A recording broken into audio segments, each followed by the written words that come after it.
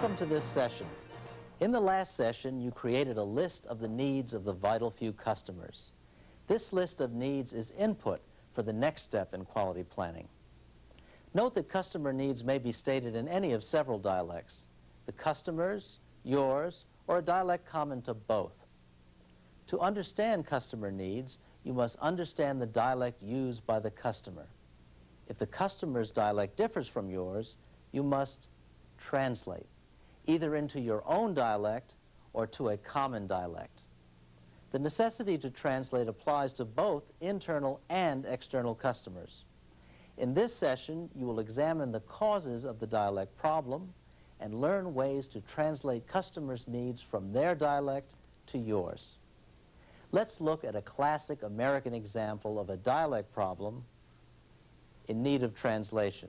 But you know they give baseball players nowadays very peculiar names. Well, let's see now. We have on our team, we have who's on first, what's on second, I don't know's on third. That's what I want to find out, the guy's name. That's what I want to find out, the guy's name. I'm telling you, who's on first, what's on second, I don't know's on third. You know the guy's names on the baseball team? Yes. Well, go ahead. Who's on first? Yes. I mean the guy's name. Who? The guy playing first. Who? The guy playing first base. Who? The guy on first base. Who is on first? What are you asking me for? I don't know.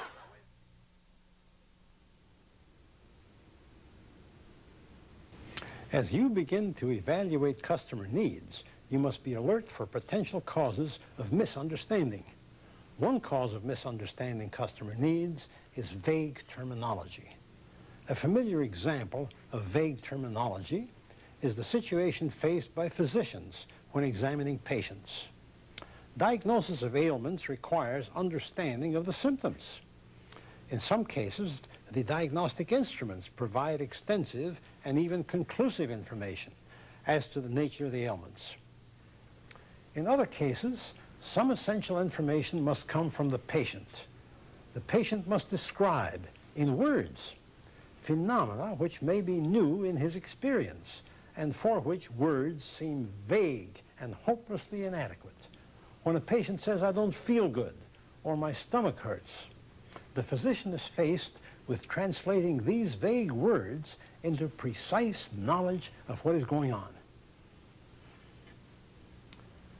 The existence of multiple dialects is another cause of misunderstanding customer needs. Within any company, there are multiple functions: finance, personnel, marketing, operations. Each function has its own dialect. One planning team reported problems arising from several distinct uses of a single term: drawing release. That's a word that's used in many manufacturing companies. There's a common understanding that what that means is sitting down and signing off on a drawing and accepting the design for the drawing. But when you really come down to the details of what the drawing release process is, you find it means different things to different people. To the marketing organization, it means a part number exists that they can go out and sell to the outside customer. To the manufacturing organization, it means all parts of that design are available to them to manufacture, that the drawings are available to them, that the number is up on their computer system, and so on. To the engineer, it means that he's finished designing it, and he's put his name on the corner of a drawing, and that's it. He's not worried about the rest of the process. So there's multiple understandings of that same word. And it can lead to lots of trouble. It can lead to things falling between the cracks and products not getting out the door smoothly. Let's use the drawing release process as an example. An engineer signs the drawing. He feels his design is done. It makes its way through a normal routing process into manufacturing and into the quality organization. They look at it. They have some problems with it. They feed it back to the engineer. In the meantime, the marketing organization has assumed that because the engineer signed off on it, the drawing or the part number is available for sale. They go out and start telling customers about it. If we're not careful, we can start selling the product before it's really available for the marketplace. Multiple dialects also arise from the multiple levels in the company hierarchy. We can represent this graphically. Here's a pyramid of organization. At the bottom of the pyramid are the supervisors and workforce. Their dialect emphasizes things. At the top are the upper managers. Their dialect focuses on money. Those in the middle need to understand both dialects and the dialects of other functions. The problem of multiple dialects becomes worse when multiple companies are involved. Some industrial companies require that their suppliers adopt such practices as self-certification, just-in-time operation, or statistical process control.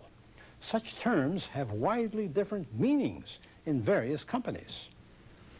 The dialect problem becomes still more complex when multiple industries are involved.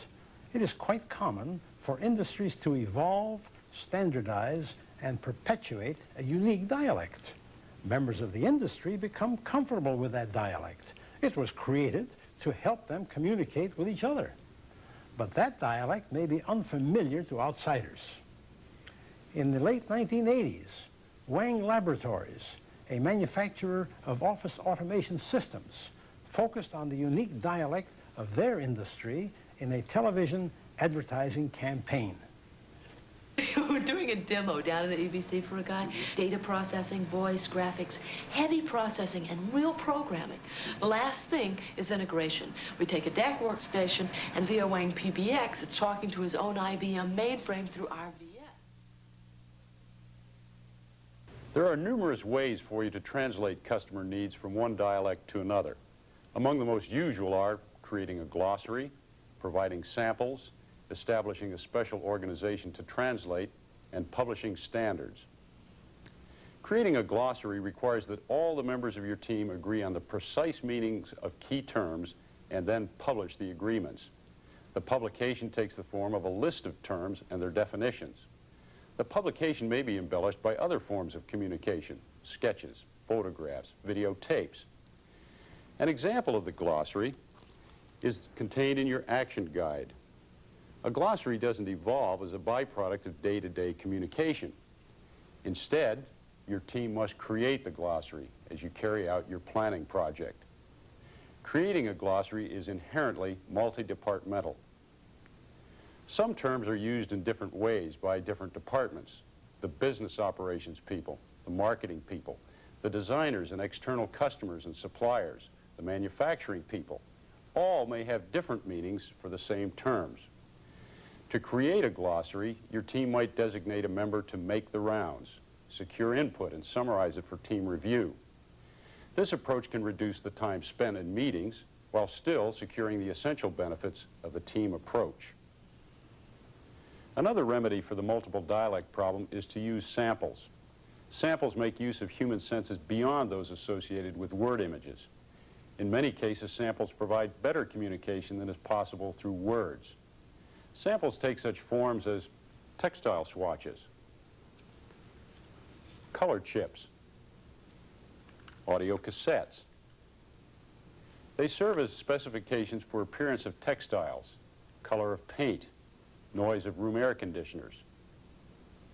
An international chain of fast food restaurants buys fresh hamburger buns from hundreds of local bakeries. To maintain uniformity of product throughout the restaurant chain, the bakeries work to specifications which include photographic samples that illustrate the desired characteristics: shape, color, distribution of sesame seeds. The concept of samples is not limited to physical goods.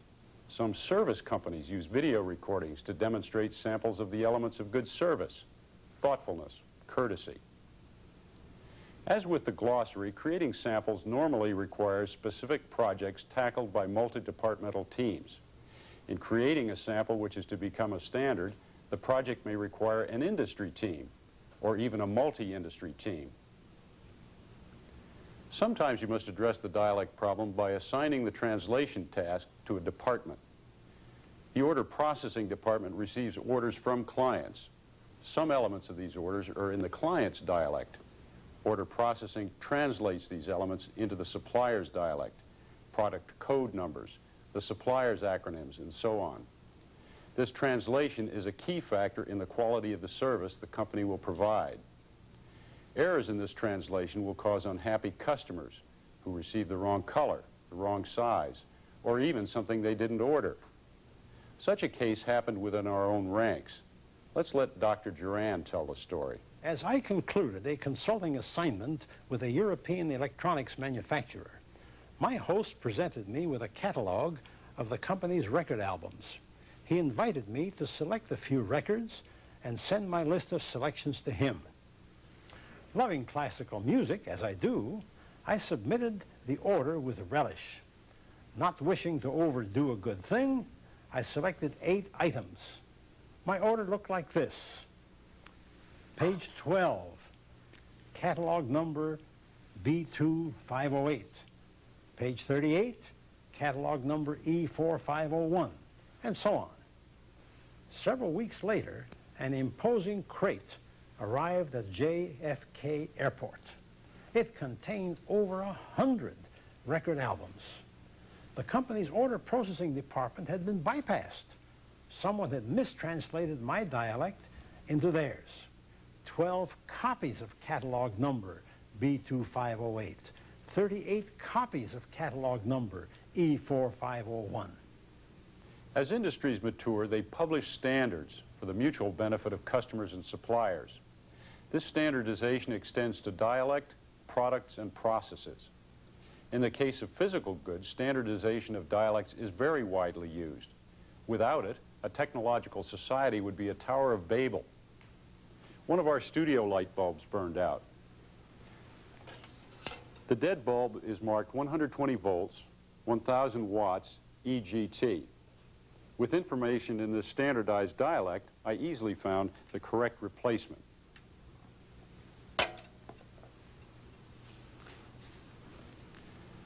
All organizations make use of short designations for their products, code numbers, acronyms, words, phrases. Standardized nomenclature makes it easy to communicate with internal customers. If external customers adopt the same nomenclature, the problem of multiple dialects disappears. The Airline Flight Guide publishes flight information for many airlines. This information is well standardized. I've learned how to read the flight guide, so my communication with the airlines is greatly simplified. I need to fly from New York LaGuardia to Chicago O'Hare, late in the evening, economy class, a window seat if possible.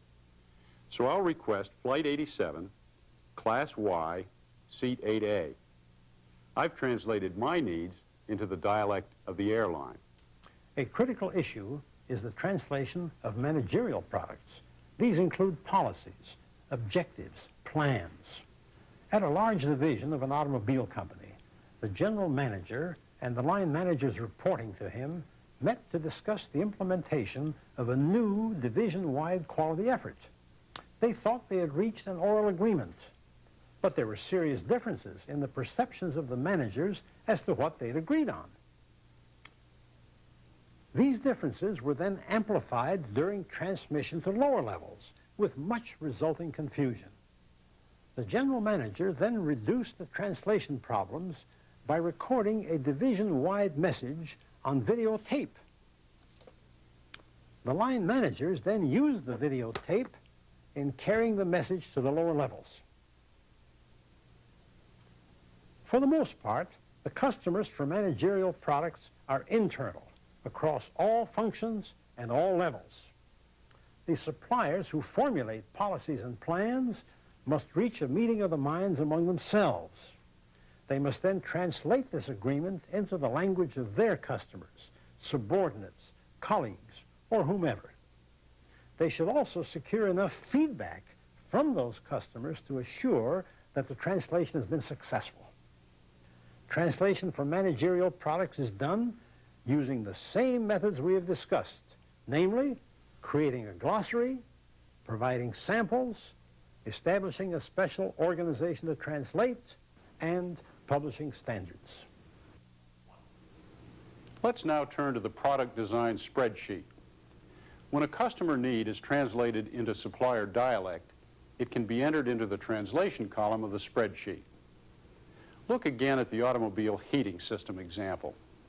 Specialists in automotive climate control have learned over the years how to determine the heat output necessary to maintain human comfort in a given vehicle design. This knowledge is expressed in a technical specification, which states that the heating system will deliver air at a certain flow rate at a certain temperature and in a certain distribution pattern. It also states the maximum time that it will take for the air to reach that temperature after the engine is started. Therefore, the translation is heat output per the design specification. Quiet is not translated. Rather than express quiet in a technical specification, quiet will be judged by the same means as the consumer will judge it, by a human being listening. No leaks, likewise, is not translated. No leaks means the coolant stays inside the heating system. None gets out. As you translate customer needs for your project, enter the results on your product design spreadsheet.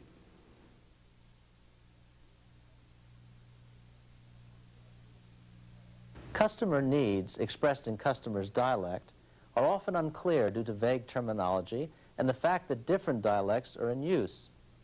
To assure effective communication, translate customer needs into your dialect or a common dialect.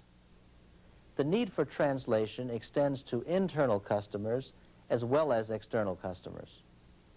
Remedies for the dialect problem include creating a glossary, providing samples, establishing a special organization to translate, and standardization.